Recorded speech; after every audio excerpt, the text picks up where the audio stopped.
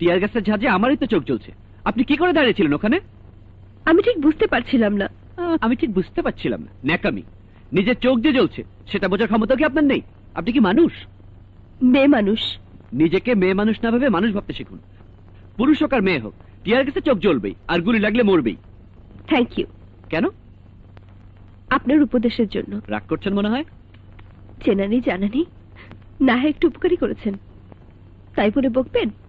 আরে বকিনি তো, আমার কথা বলার স্টাইলটাই এরকম। মা বলেন নানার মতো।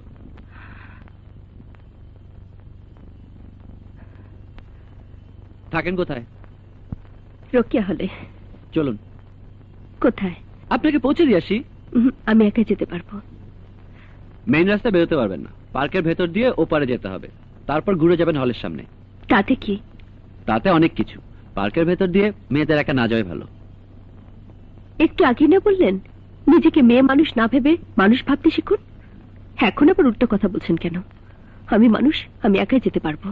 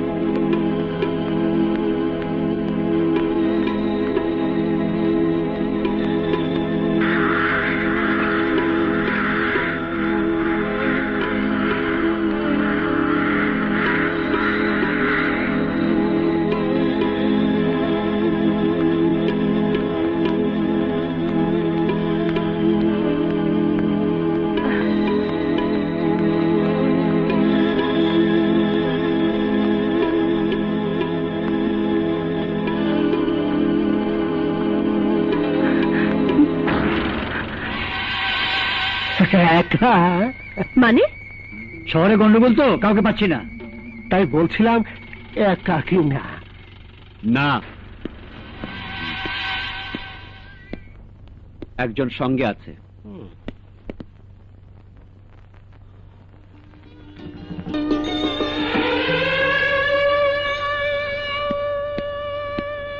এই রাখো রাখো রাখো।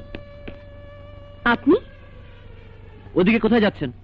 জাতীয় গ্রন্থকেন্দ্র লাইব্রেরিতে, গোলাপশা মাজারের কাছে। আপনার কি মাথা খারাপ? গোলাপশাহ মাজার থেকে 0 পয়েন্ট পর্যন্ত কি গন্ডগোল চলছে জানেন? জি। গন্ডগোলের সময় বেরিয়েছেন কেন? জি মানে? এদিকে যে গাড়ি ঘোড়া চলছে না, তা খেয়াল করেননি? আর রাস্তার অবস্থা দেখলেই তো বোঝা যায় প্রবলেম।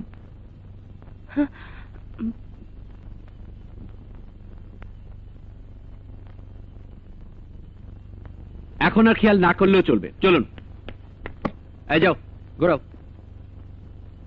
গন্ডগোলের মধ্যে রাস্তাঘাট দেখবা না তোমরা?